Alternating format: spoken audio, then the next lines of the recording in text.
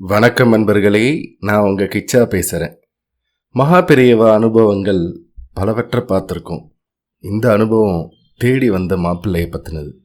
அது என்னன்னு பார்க்குறதுக்கு முன்னாடி நம்ம சேனலை சப்ஸ்கிரைப் பண்ணாதவங்க கண்டிப்பாக பெல் ஐக்கான் கிளிக் பண்ணுங்கள், சப்ஸ்கிரைப் பண்ணுங்கள். காஞ்சி மகா பெரியவாளை தரிசித்து சென்னை திரும்பி அந்த ஓவியர் வீடு வந்தார். சாய்வு நாற்காலியில் சோர்வோடு அமர்ந்தார். அவர் மனைவி ஆவலுடன் கேட்டாள், மகா பெரியவாளை தரிசனம் செஞ்சேலா? 28 வயசாகியும் நம்ம பொண்ணுக்கு இன்னும் கல்யாணம் கூடி வரலையே, அந்த கவலையை சொன்னேலா? பொருளாதார பிரச்சனை தான் நம்ம பெண் கல்யாணத்தை தாமதப்படுத்துறதுன்னு தெளிவாக சொல்ல சொன்னேனே. மகா பெரியவா ஆசீர்வாதம் பண்ணினா போதும், நம்ம பெண் கல்யாணம் வெகு சீக்கிரமாக நடந்துடும். மனைவிக்கு எந்த பதிலும் சொல்லாமல் அவர் அமைதி காத்தார். அவருக்கு சம்பளம் மிக குறைவு.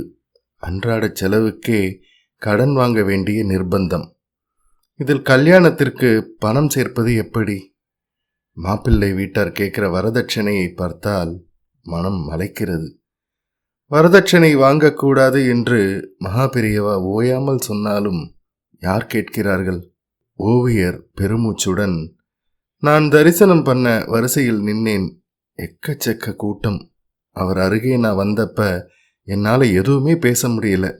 அவர் திருமுகத்தையே பார்த்தபடி மனசில் நம் பிரச்சனையை நினச்சி பிரார்த்தனை பண்ணினேன். வாய் திறந்து சொல்லத்தான் நினச்சேன். அதுக்குள்ள பின்னால் இருந்தவா நகர சொல்லி நெருக்குனா. குங்கும பிரசாதத்தை வாங்கிட்டு வந்துட்டேன். இப்படி ஆயிடுத்தேன்னு மனசு கலங்கிறது. மனைவி தன்னை கோபித்து கொள்ளப் போகிறாள் என்று அவர் நினைத்தார். ஆனால் மனைவியின் எண்ணம் வேற மாதிரி இருந்தது. எதுக்கு வாய்விட்டு சொல்லணும்? மனசுல நினைச்சுட்டாலே போதும். பகவான்னா அவர். பகவான் நம்ம கிட்ட பேசுறாரோ, ஆனா நாம மனசுல வேண்டினா நம்ம பிரார்த்தனையை நிறைவேற்றுறார் இல்லையா? அது மாதிரி தான் சீக்கிரமே நல்லது நடக்கும். அவர்கள் பேசிக்கொண்டிருந்த போது யாரோ கதவை தட்டினர். ஓவியரின் மனைவி கதவை திறந்தார். கணவனும் மனைவியுமாக இருவர் வீட்டினுள் நுழைந்தார்கள். நாங்கள் இதே வீதியில் தான் குடி வந்து 6 மாதம் ஆச்சு. எங்கள் பையன் தினமும் உங்கள் பொன் போகிறப்ப வரப்ப பார்த்துருக்கான். அவளோட அடக்கம் அவனை கவர்ந்துருக்கு. நீங்கள் சம்மதிச்சா உங்கள் பெண்ணை கல்யாணம் பண்ணிக்க விரும்புகிறான். அவன் வரதட்சணை வாங்காமல் கல்யாணம் பண்ணிக்கிறதுன்னு உறுதியாக இருக்கான். கல்யாணத்தை எங்கள் செலவுலையே நடத்துவோம். அவன்கிட்ட எந்த கெட்ட பழக்கமும் கிடையாது. நிறைய சம்பாதிக்கிறான்.